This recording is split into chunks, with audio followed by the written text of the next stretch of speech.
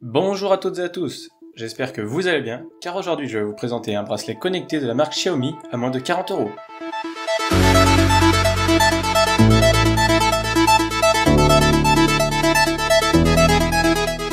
Il s'agit du bracelet Xiaomi Mi Smart Band 4 sorti le 20 juin 2019 en France. Il est vendu pour la somme de 39,99 € sur le site officiel.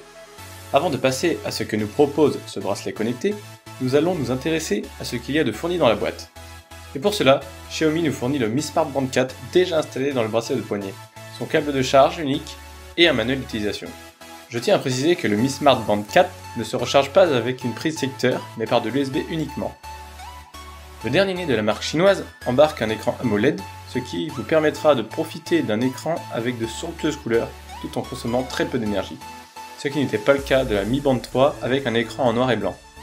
D'autre part, il est équipé d'un capteur de 6 axes et d'un capteur de fréquence cardiaque.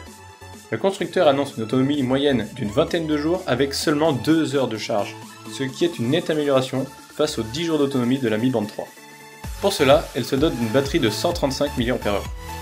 De plus, une mise à niveau vers du Bluetooth 5.0 est effectuée, sans compter que le bracelet est résistant à l'eau et donc lui permettra d'être utilisé à la piscine ou à la plage. Le bracelet Xiaomi peut être utilisé comme une montre, mais à la base, c'est un tracker d'activité utilisable dans plusieurs domaines, tels que dans des fonctions sportives avec de la course en plein air, de la course sur tapis roulant, du cyclisme, de la marche, de l'exercice ou encore pour de la piscine.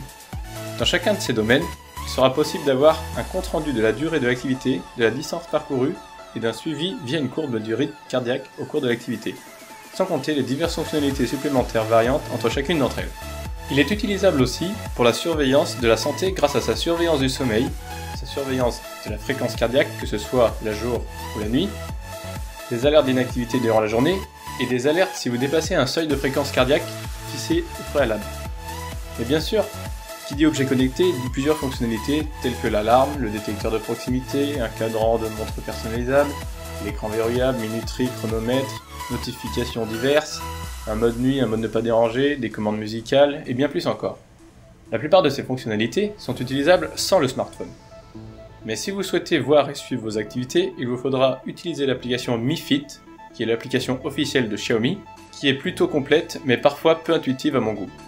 En conclusion, Xiaomi nous propose un bracelet rivalisant avec les montres connectées grâce à un affichage en couleur qui est une très bonne chose avec une résolution qui est bien plus élevée que son prédécesseur. Le texte et les graphiques ont une meilleure apparence et il n'y a aucun compromis sur la durée de vie de la batterie de 20 jours. De plus, le chargeur est bien plus adapté que la Mi Band 3.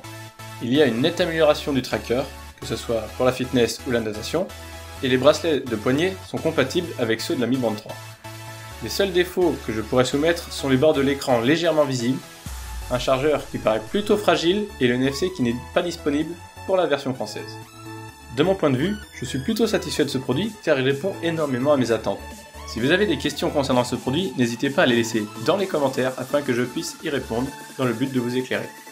J'espère que cette vidéo vous aura plu, si c'est le cas, mon lien YouTube est dans la description, vous pouvez me laisser un pouce bleu et vous abonner à ma chaîne en cochant la petite cloche.